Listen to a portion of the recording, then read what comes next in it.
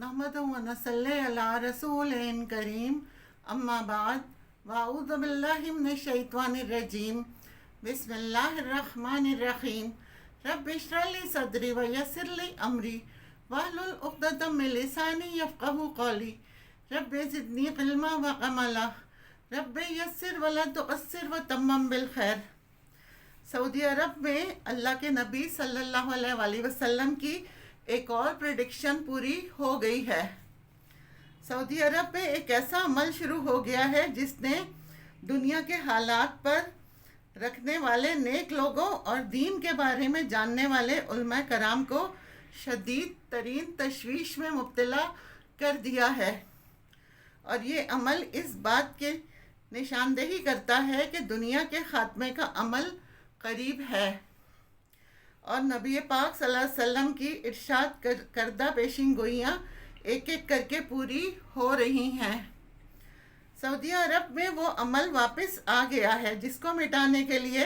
दीन इस्लाम इस दुनिया में आया था। जिस अमल को मिटाने के लिए नबी पाक सल्लल्लाहु अलैहि वसल्लम ने अपनी ज़िंदगी के 23 साल इस काम के लिए वक्फ किए, वही काम अब जजीरा नुमा अरब में धड़ल्ले से शुरू हो चुका है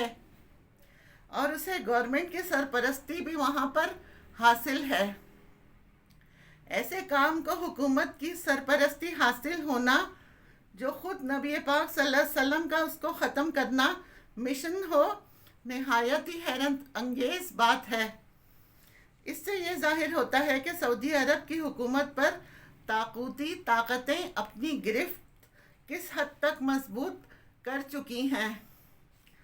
और अब सऊदी अरब के हुक्मरान इनके इशारों पर नौटंकी की तरह नाचने पर मजबूर हैं या फिर खुद उनके इशारों पर चलना ये पसंद करते हैं। दुनिया के माल की हवीस जिसके बारे में नबी पाक सल्लल्लाहु अलैहि वसल्लम ने हमें ख़बरदार किया था, वो पूरी तरह से मुस्लिम दुनिया के तमाम हुक्मरानों के दिल पर इसकी छाप छा चुकी है, बल्कि आम आवाम में दुनिया की मोहब्बत और मौत के खौफ से आरी वो हो चुके हैं। सऊदी अरब में शुरू होने वाला ये अमल कौन सा है और दुनिया के ख़ात्मे से इसका क्या ताल्लुक़ है, ये मेरा आज का मौजू है। सऊदी अरब में बुत परस्ती का अमल ये दोबारा से शुरू हो चुका है और ये वही बुत हैं जिनके ख़ात्मे के लिए नबी पाक सल्लल्लाहु अलैहि वसल्लम ने अपना वतन छोड़ा, हिजरत की, तकलीफ़ें उठाईं, पत्थर खाए, अपने जिस्म को लहूलुहान किया और अल्लाह की मदद से अपने मिशन को पाया तकमील तक पहुंचाया। और यही अमल एक बार फिर 1500 साल के बाद सऊदी अरब में दोबारा से शुरू हो चुका है। हदीस का मफ़हूम है कि अल्लाह के रसूल सल्लल्लाहु अलैहि वसल्लम ने फरमाया, क़यामत उस वक्त तक कायम ना होगी जब तक के लोग दोबारा से लात उज़्ज़ा जैसे बुतों की बुत परस्ती शुरू कर दें। सऊदी अरब के मौलाना शेख उस्मान भी इसके ख़िलाफ़ बात कर रहे हैं। नबी पाक सल्लल्लाहु अलैहि वसल्लम के ज़माने में ये 3 बुत लात, मनात और उज़्ज़ा सबसे बड़े बुत थे जिनकी मुशरिकीन मक्का समेत पूरा अरब पूजा किया करता था। इन बुतों को इस कदर इज़्ज़त और तकरीम दी जाती थी कि मुशरिकीन मक्का नाउज़ुबिल्लाह इन 3 बुतों को खुदा की बेटियां कहा करते थे। नबी पाक सल्लल्लाहु अलैहि वसल्लम ने मक्का और पूरे अरब समेत दुनिया भर से इस बुत परस्ती के ख़ात्मे का आगाज़ इस्लाम की दावत से किया था और इस मिशन में कामयाबी नबी पाक सल्लल्लाहु अलैहि वसल्लम को 23 साल बाद मैसर आई थी जब मुसलमानों ने फ़तह मक्का किया और नबी पाक सल्लल्लाहु अलैहि वसल्लम ने हरम के सहन में मौजूद 360 से ज़ायद बुतों को एक एक करके नीचे गिरा दिया था और उन्हें तोड़कर ख़त्म कर दिया था। और आज इस वाक़े को तकरीबन 1450 साल से ज़्यादा का अरसा गुज़र चुका है और इस अरसे में अरब में कोई भी ऐसा मौका नहीं आया कि ये ज़ाहिर हो अरब में अब भी लात, मनात और उज़्ज़ा की पुजारी मौजूद हैं। البتہ کچھ عرصے پہلے سعودیہ کے میڈیا سے یہ خبر وائرل ہوئی ہے کہ عرب کے کچھ چھوٹے چھوٹے قبیلے ان 3 بتوں کی دوبارہ سے پوجا شروع کر چکے ہیں، اور یہ خبر بھی کافی پرانی ہو چکی ہے، اور اب تک گورنمنٹ کی جانب سے کوئی ایسا عمل سامنے نہیں آیا جو اس بت پرستی کو ختم کرنے میں انٹرسٹڈ شو کر رہا ہو۔ اس کی ایک وجہ یہ بھی ہے کہ سرمایہ دارانہ نظام حکومت میں سیکولرزم کے نام پر مذہبی آزادی بھی دی گئی ہے،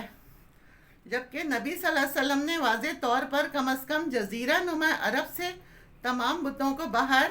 نکال دیا تھا۔ البتہ موجودہ سعودی حکمران اس موجودہ نظام کے سب سے بڑے بینیفیشری ہیں۔ یہ عالمی طاقتوں کے پیچھے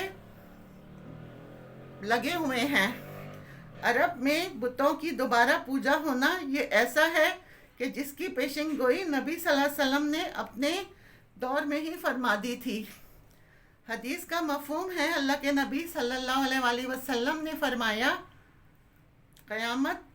اس وقت تک قائم نہیں ہوگی جب تک عرب میں لات اور منات جیسے بتوں کی دوبارہ پوجا نہ شروع ہو جائے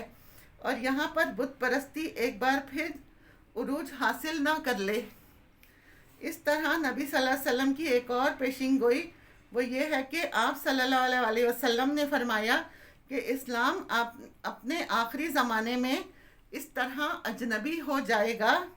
جس طرح آج کل یعنی مشرکین کے دور میں اجنبی ہے۔ یہ اس وقت کی بات ہے، جس طرح آج اسلام قبول کرنے والوں کا بائیکاٹ کیا جاتا ہے، اسی طرح آخری دور میں بھی اسلام قبول کرنے والوں اور اس پر عمل کرنے والوں کا بائیکاٹ کیا جائے گا اور انہیں اجنبی سمجھا جائے گا۔ نبی صلی اللہ علیہ وسلم کے ان دونوں فرمان کے مطابق یہ صاف نظر آتا ہے کہ دنیا کے آخری دور کا آغاز ہو چکا ہے، اور اس کے آغاز میں دوبارہ عرب میں بت پرستی شروع ہو گئی ہے، جیسا کہ شیخ عثمان نے اپنی ویڈیو میں واضح طور پہ کہا ہے کہ میں یہودیوں کے سرخ بچڑوں سے بالکل خوفزدہ نہیں ہوں اور نہ ہی انہیں کسی بھی اہمیت کا حامل سمجھتا ہوں، کیونکہ یہودی محض اپنی کتاب کے مطابق عمل کر رہے ہیں جو کہ منسوخ ہو چکی ہے، اور اس کی جگہ قرآن پاک آ گیا ہے، جبکہ نبی صلی اللہ علیہ وسلم کی احادیث اور خود قرآن کریم کے مطابق آخری دور کی نشانیاں پوری ہو رہی ہیں۔ سوچنے کی بات یہ ہے کہ سعودی عرب کی حکومت جو کئی عشروں سے اسلام پسندانہ حکومت کے باعث پوری دنیا میں پسند کی جاتی تھی اور یہاں کے اسلام پسند قوانین کا مطالبہ دیگر ملکوں کے عوام بھی کرتے تھے، وہ آخر اس قدر بے حس اور بے ضمیر کیسے ہو گئے کہ نبی صلی اللہ علیہ وسلم کے واضح اشارے کے باوجود عرب میں بت پرستی کے فروغ کو کھلم کھلا موقع فراہم کیا جا رہا ہے، اور اس بت پرستی کے خلاف کوئی بھی آواز نہیں اٹھا رہا۔ جیسا کہ ہم سب کو معلوم ہے کہ موجودہ سعودی حکومت اسرائیل کے تسلیم کرنے کے لیے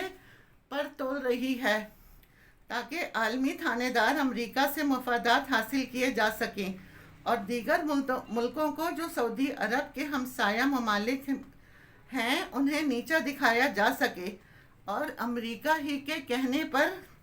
اپنے بہترین ہمسایہ ملک یمن کے ساتھ تعلقات بگاڑ لیے ہیں،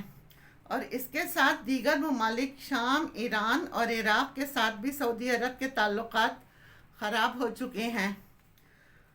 اور اس طرح سعودی عرب کو مالی مفاد کے پیچھے لگا کر خطے میں بالکل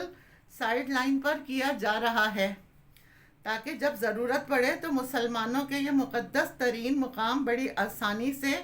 نعوذ باللہ ان کے قبضے میں آ جائیں۔